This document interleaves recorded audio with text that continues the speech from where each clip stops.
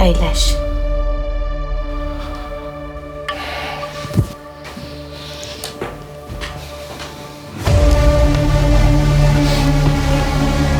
Dünən səni məhəllədə görəndə səni tanımadım. Xəcalətdən az qalmışdı yerə girim. Utanmırsan? Sözə qulaq asmır da bu uşaq. Niyə axı? Sözə qulaq asmır. Mən onun öhdəsindən gələ bilmirəm. Baba hara gedir, hardan gəlir, kimi ilə oturub durur. Vallahi beləncə uşaq döyürdü. Bilmirəm bunu kim korladı, kim yolundan çıxartdı. Ümid məktəbdən tamam soyuyub. Dünən də icazəsiz dərsdən çıxdı, getdi. Mənə qarşı saymazlıq elədi. Son vaxtlarda dərslərini də oxumur. Dilim də dönmür deməyə, ümid getdikcə azğınlaşır.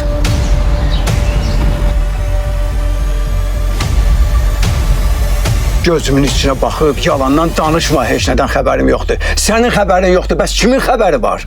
Kimin xəbəri var, hə? Əmi deyirəm, vallahi xəbərim yoxdur. Sən başqa söz... Gəl səsini! Öz hərəkətlərimi analiz elədim, gördüm ki, mən dəyişməliyəm, mən bu deyiləm. Fikirləş gör nişanlınla necə barışırsan. Sevinçlə mütləq danışaram.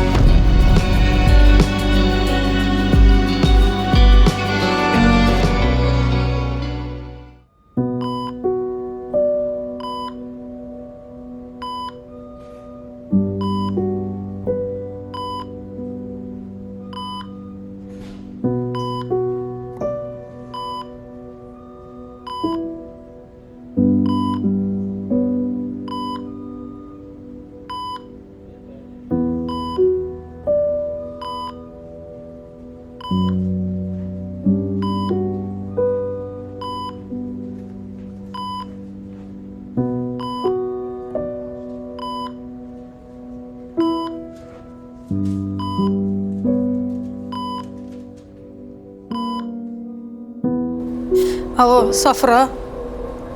Mənəm Nəcibə.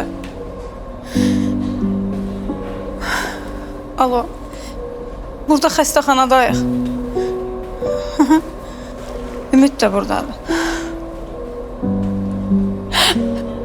Xəyaləni maşın vurub.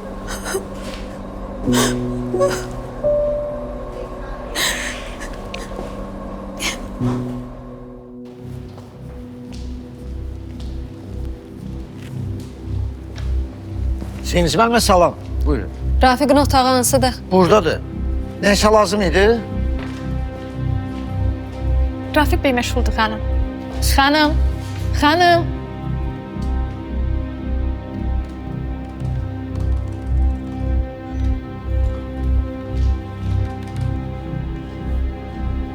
Sevinç. Sən hara, bura hara? Heç ağlıma gəlməzdi ki, nə vaxtsa bu ofisə təşrif buyuracaqsan. Xoş gəldin. Eldarın işdən çıxmağından xəbərim var. Peki, elə şey davam eləyək. Çay, kofe, Ehtiyac yoxdur. necə istəyirsən. Hə, var. Dünən səhər ofisin qabağına gəlmişdi. Özündən eşitdim bu möhtəşəm xəbəri. Heç şübhəm yoxdur ki, onun işdən çıxarılmasında sənin əlin var.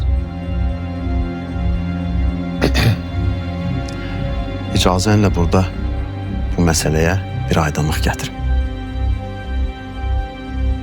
Mən onu tutturmadım. Halbuki sən də bilirsən ki, buna tam haqqım çatırdı. Əksinə, neynədim? Onu həbsdən xilas elədim.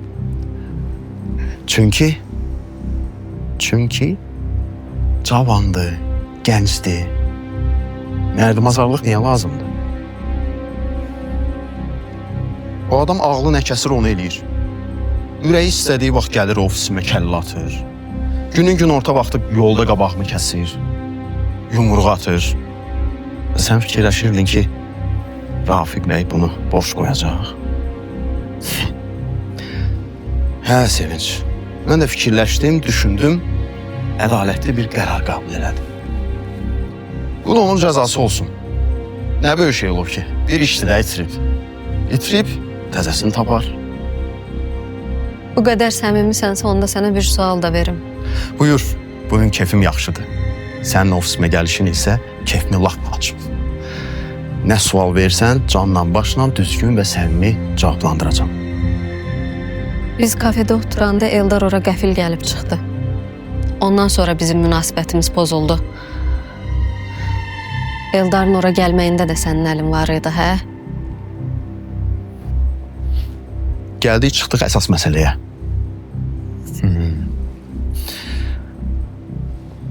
Bəli. Bəli, Sevinç.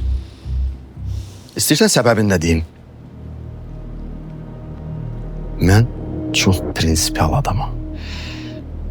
Bir şeyi gözüm tutdusa, nəyisə əldə etmək istədimsə, mənim qarşıma heç nə kəsə bilməz. Biz kafede olanda Eldar'ın WhatsApp'ına yerimizi göndərtdirdim. Ki, gəlsin bizi bir yerdə görsün. Siz dalaşasız və ayrılasız. Bilirsən də, bunları niyə edirəm? Sənə görə, səndən ötürü. Çünki səndən xoşum gəlir. Sən istəyirəm. Başa düşmədim. Bu nədir belə, Rafiq? Sən burada nə gətirsin? Sən bura işləməyə gəlmirsən, yoxsa eşqbazlıq eləməyə? Hələ bu müəlliməyə bir bax, ləhçər, səni bilirsən neyləyər? İndi də sevgililərini ofisa dadandırmısan, əli də çək. Həddini bil. Bilmədiyin mövzu barədə ağzına gələni danışma. Bildiyim odur ki, bir dəqiqə öncə mənim həyat yoldaşımla qucaqlaşırdın. Sus Nərgiz. Hər şey elə deyil. Sevinç müəllimə başqa şey üçün gəlib. Sakitləş biraz. Hə, mən əslində Şorgöz Ərdin ağzının payını vermək üçün gəlmişdim. Sən də gəlib üstünə çıxdın. Şorgöz nə danışır? Şorgöz nədir? Sən ona. Sakitləş deyirəm. Burada nə işin var? Sən kim çağırıb bura? Səni görməyə gəlmişim. Görməsəydin də olardı. Gördüm də gördüyümü lazım olduğunu gördüm.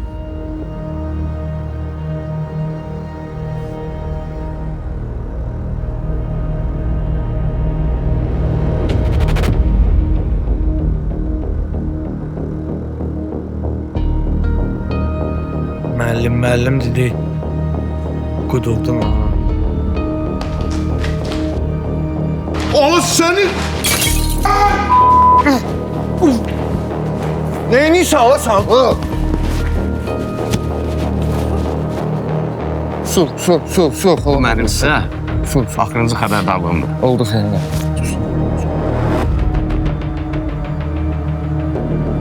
Cavad.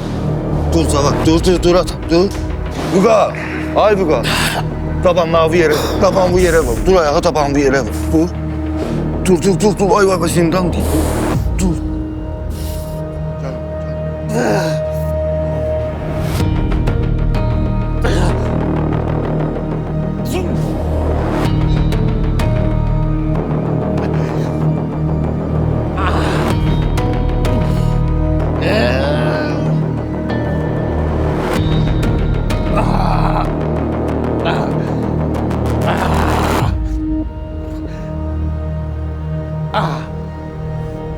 Allah.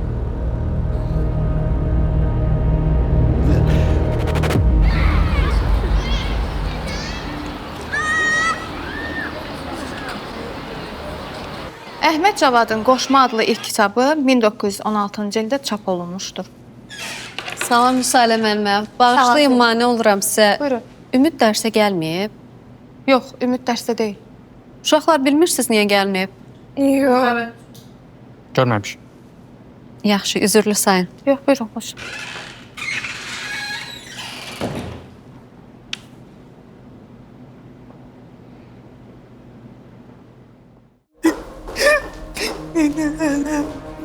Hardadır ki bu kızı? Anneciğim, hani hayali ne oldu ona? Ha? Hardını vəziyyət necədir? Mən sözü danışdı ha? Ne olur? Bir de seni uşağı danışırdım. Onu biləcəm. Necədir vəziyyət uşağı?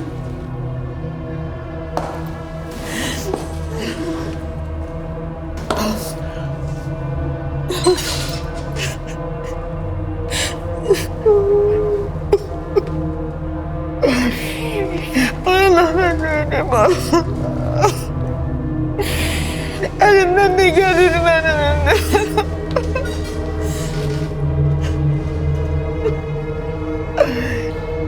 Səbirli ol. Səfra, səbirli ol.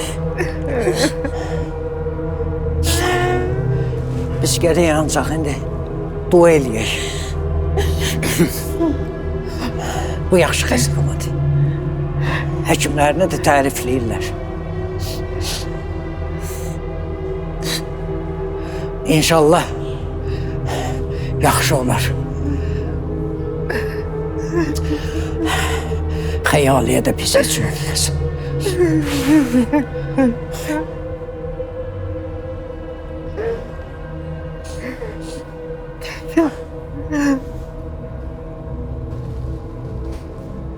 Bu kimdir? Xəyalını vuran taksi sürücüsü.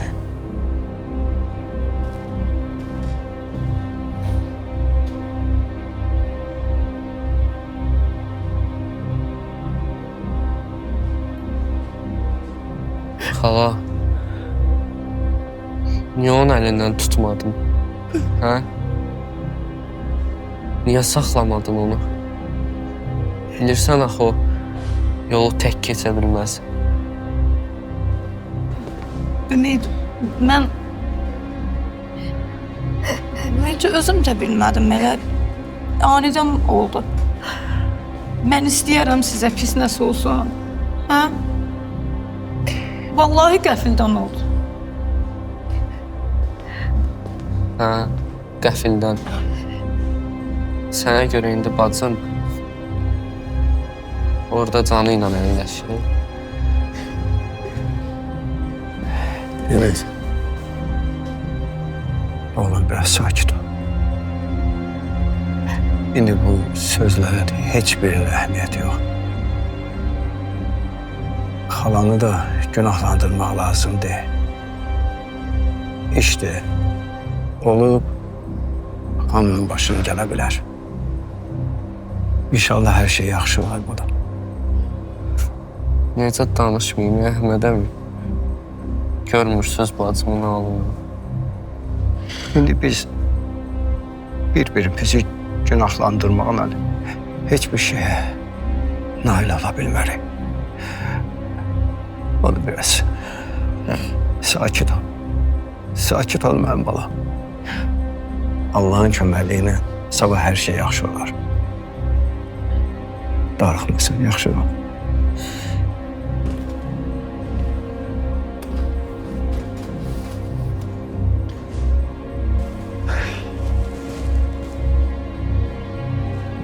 Görəsən, bir saat sənərini eləməyim quşum. Anam rəhmətə gedəndən sonra bir dəfə də olsun üzümü gülməyib. Xəyaliyə nəsə olsa mən neyniyəcəm?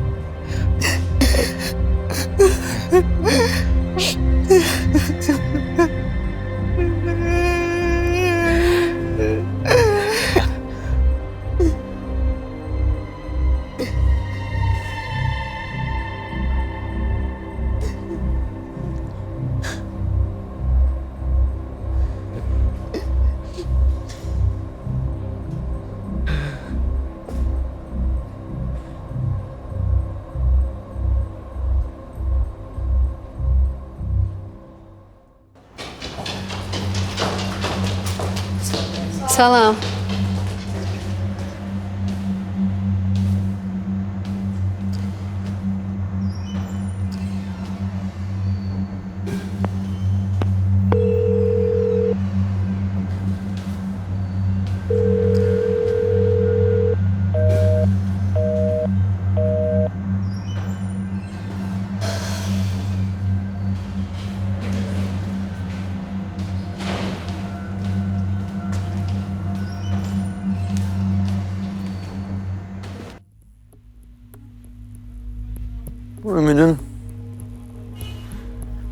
Bu ümidin İdman müəllimi bizdən əl çəkəndə öyle hadi sen. İmkan vermirsən də məşğul olun bu ilə. Gördüm. Şimdi səbirli olmaq lazım. Bu ara sakitləşsin, məşğul olalım. Əksinə indi baş qoşmasa problem olacaq. Səhər Ümid burada kumar oynayanda o bura bir də gələcək. Bax onda Narahat olma. Gəlməz. Zəngil Ümidə. Zəngil Ümidə göyərdadır. Gəlsin burada olsun. səbirli ol, nə ayırım bunu.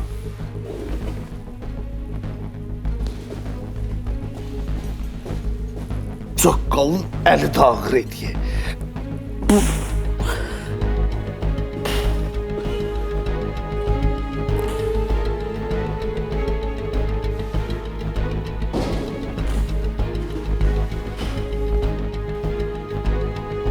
Xalam oğlu. Ümid xəstəxanada deyir. Nə oldu? Nə bilim, o işlədi bazdan maşın vurur. Vəziyyəti ağırdır, ona getmişik.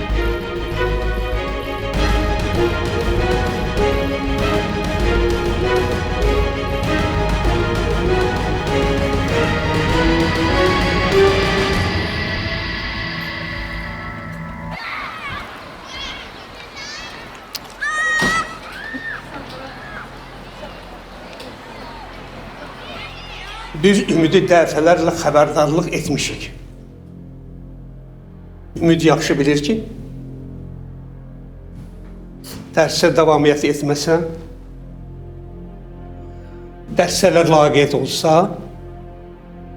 onun əlaçılığı şübhə altında olacaq. İdman yarışında məktəbin adını qaldırmağına baxmayacaq.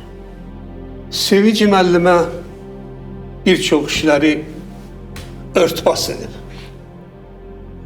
Çox şey mənə danışmıyor. Hər şeydən xəbərim var. Ümidlə son vaxtda çox ciddi söhbət etdim. Ümidi başa saldım ki biz onun ailesine göre ona güzəştedirik. Bu ona imkan vermir ki o böyle işleri hərəkətlər etsin. Yaşar müəllim, yəqin ki siz bilirsiniz. Ümid Bürübdən artıq əlac deyil. Hətta 2 fəndən çox aşağı qiymət alıb. Qaybləri də çoxdur. Amma bu əsas məsələ deyil. Bizə çatan məlumata görə o başqa mühitin adamlarına qoşulub. Tez-tez evlərinin yanında şübhəli bir məkanda görülür. Və deyilənə görə orada qara-qura işlər görülür. Hətta spirtli içki içməyə başlayıb. Evə gec gəlir, gecələr bəzən evdə olmur. Bibisinin xalasını çox incidir. Münasibəti sinif yoldaşlarına, müəllimlərinə qarşı çox dəyişib. Bir vaxtları adını fəxrlə çəkdiyimiz Ümid artıq öz başına olub. Belə şagirdə bizim məktəbdə yer olmamalıdır. Mən təklif eləyirəm ki, o məktəbdən xaric edilsin. Mən də Ümidin məktəbdən xaric olma fikrini dəstəkləyirəm. Çünki onun son zamanlar sərgilədiyi davranışlar məktəbimizin həm reputasiyasına çox mənfi təsir göstərir, həm də öz məktəb yoldaşlarına çox pis nümunədir. Bu məsələnin həlli yolunu tapmaq lazımdır. Biraz gecikdim.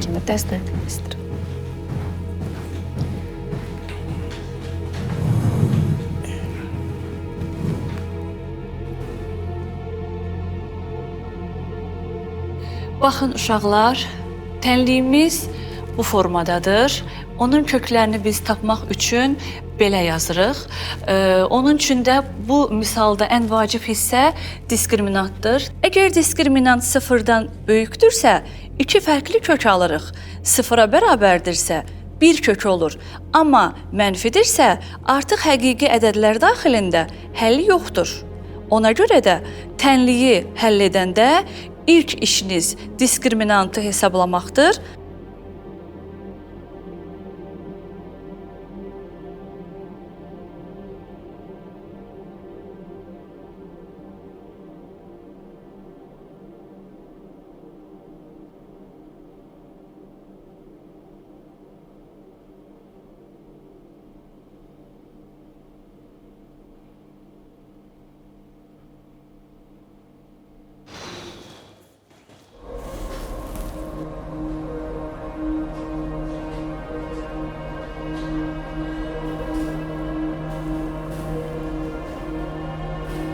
Cihangir.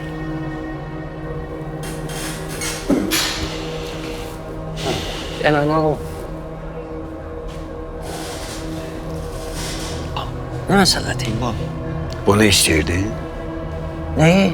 Neyi istemiyorum ya? Delisin ha sen.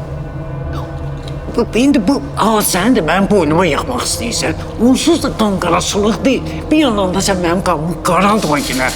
Cihangir. Ben səni pislik eləmək istəmirəm. Ancaq Onsuz da mənə elədiyin pisliyi eləmisən. 16 il bundan qabaq. Yadından çıxıb. Ne hədələn bətələn danışırsan sən? Ne pislik eləmişəm? Mənim ailəmin məhv olunmasında sənin barmağın var. Mənim tutulmağımda da. Mənim hara getdiyimi, kimdən getdiyimi, maşınımın nömrəsini də düşmənlərimə sən vermişdin. Yadından çıxıb, ona görə də sən çoxlu pul almışdın.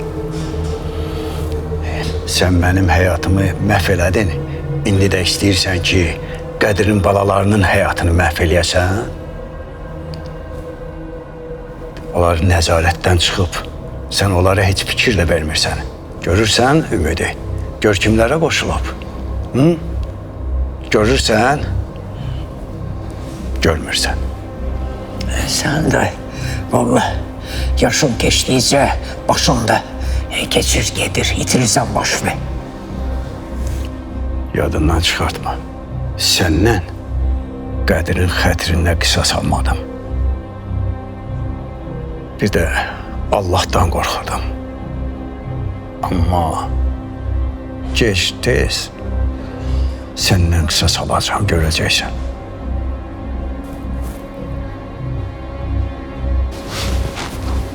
Onlar da sənin adamlarındır.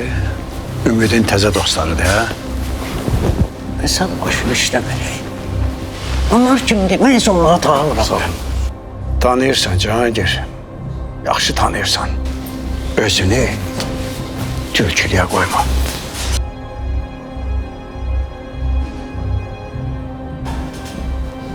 Bilən ki bacım buradadır. Dərhal gəldi. Allah şəxs olsun. Sağ ol. Nə dedin bacım?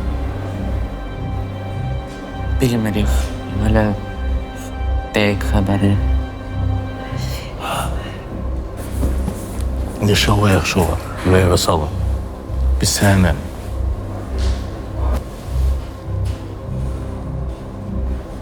Balam oğlu bək qanın qaraldı deyə bu xəbəri eşitdim. Bəlkə bir dənə danışırsan hadisəmiz oldu.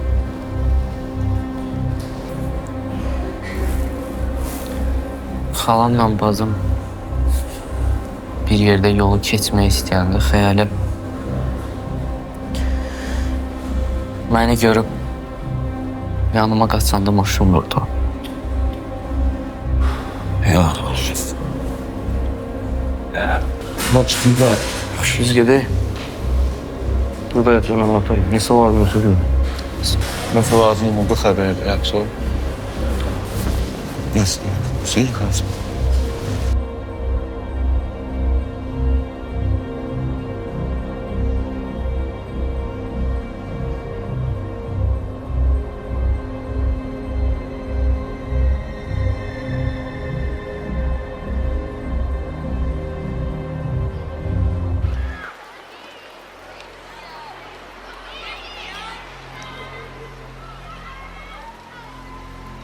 Biz bu ümidin məsələsində baxacağıq. Lazım olsa onu tənbət edəcəyik. Ancaq bir məsələ var. Ümidi məktəbdən xaric elədik.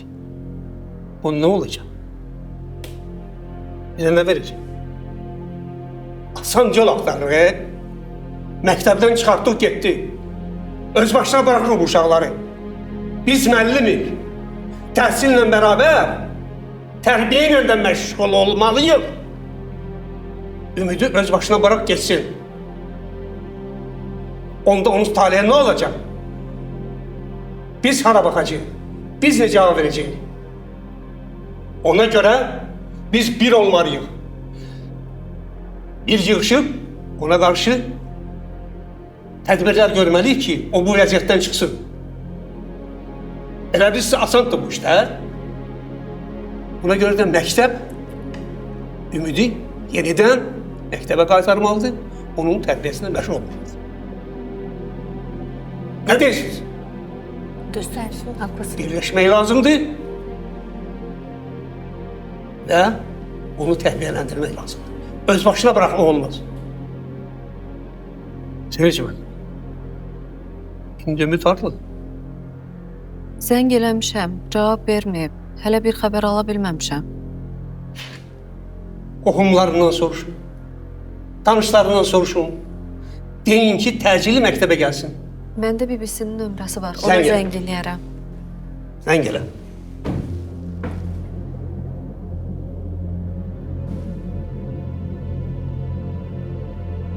Alo, Səfra xanım, salam. Ümidin müəllimidir. Bugün Xəyalə ilə Ümid dərsə gəlməyib. Nəsə olub?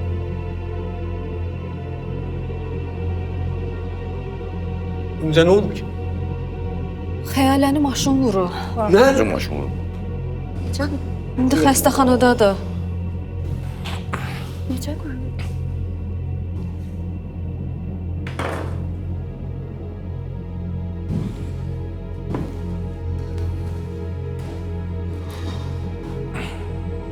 Bu ailenin başına ne oyunlar geldi? Lan.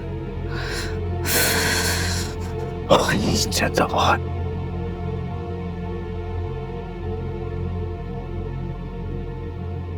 Az eşitmişsən, ündün vaxtın maşın vurub. Haşimidir.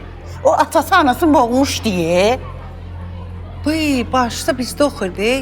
Sən vaxt doğrudan deyirsən. Ha, maşın vurub öldürübdü. Ay Allah, ne pis oldu. Ne faciəli ailə oldu bunlar. Yazık.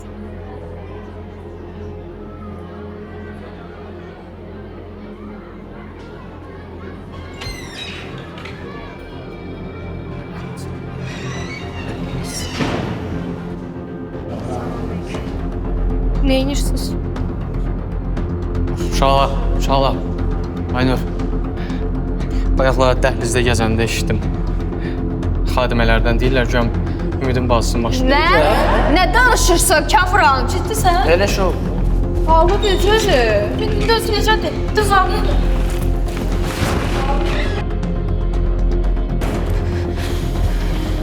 Aynur.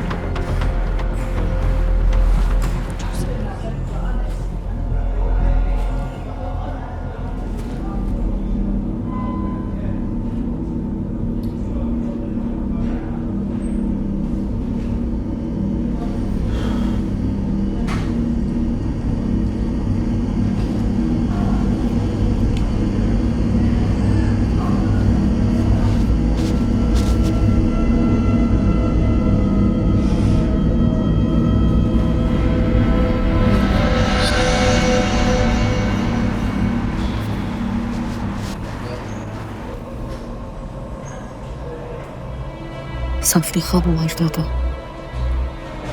Yuxarı çıxdım. Baş həkimlə danışım.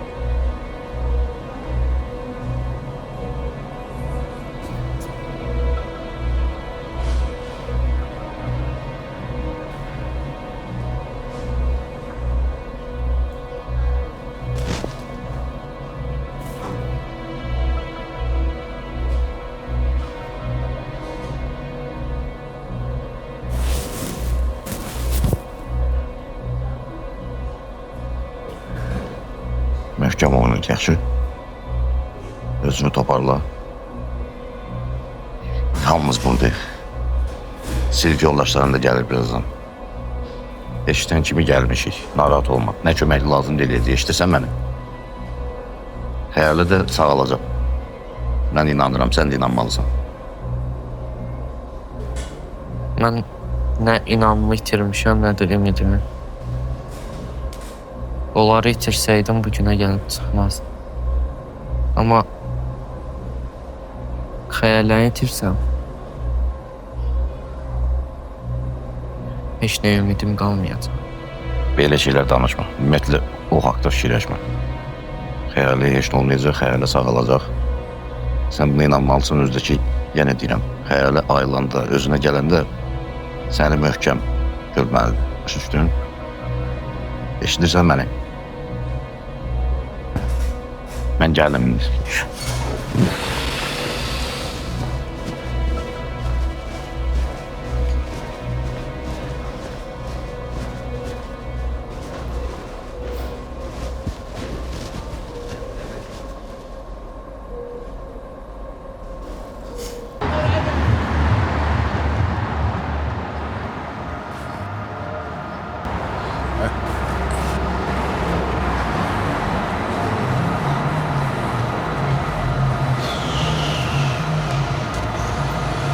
Burada ne inirsiniz? Size demem ki ömrümün yanında görmüyor bir de sizi. Müəllim söz güləşdirməyək də, ha? Yeri deyil, bura. Mübahisə eləməyək də, müəllim. Hamımız ümidə görə gəlmişik. Yaxşı. Ben bunu başa düştüm, siz adam dilini başa düşmüyorsunuz. Kalsın sonraya. Necə deyirlər, kalsın qulluğunuzda.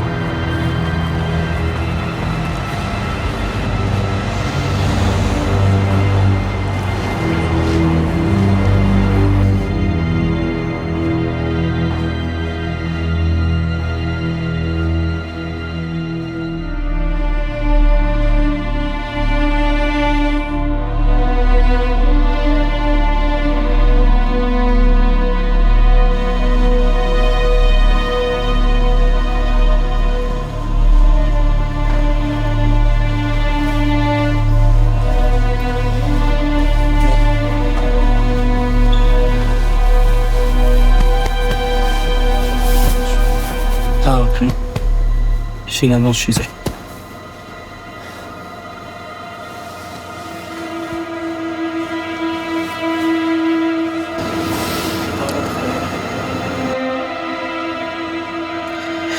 Palatadır.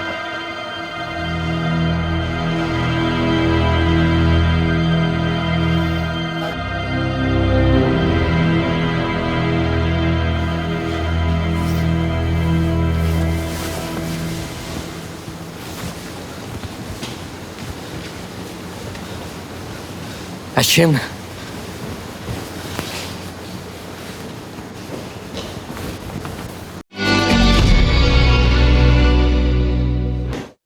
Xəyalə hələ komadan ayın. Vəziyyətində də hələ dəyişiklik yoxdur. Mənə bax hələ həkimlərin nəzarətində qalmalıdır.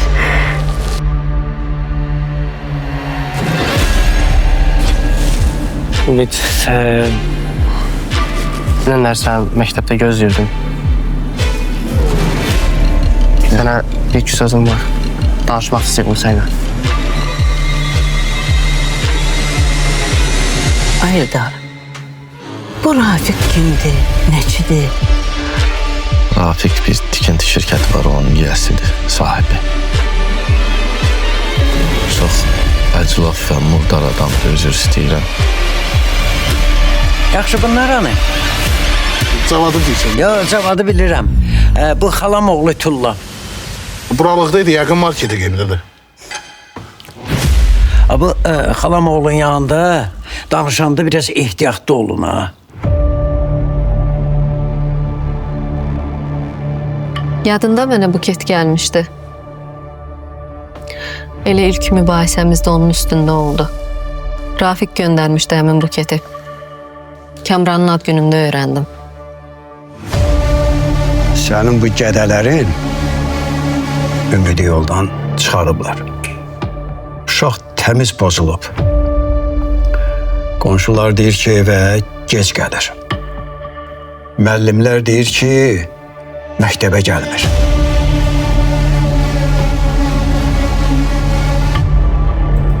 Hirsim sənin üstünə ətrafım dolu məndən. Hətta Qədirə də baxıldıq edirdim. Arzunun xəstəliyinə də baxıldıq edirdim. Niye onlarda her şey var? Bende yoktu. Niye?